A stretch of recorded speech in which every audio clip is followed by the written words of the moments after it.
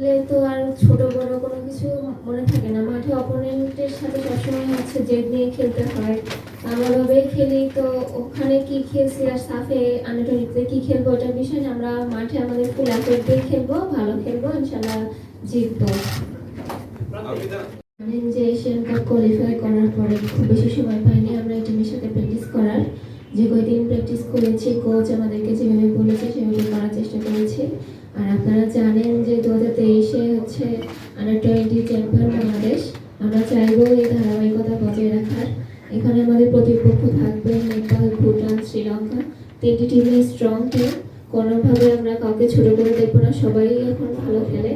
আমরা চেষ্টা করবো ম্যাচ বাই ম্যাচ উইন করার, যেহেতু যাদের পয়েন্ট বেশি থাকবে তারাই জিতবে। আমরা চাইবো আমাদের পয়েন্ট যেন হাইস্ট থাকে, আমরা যেন সেই চেষ্টা করবো।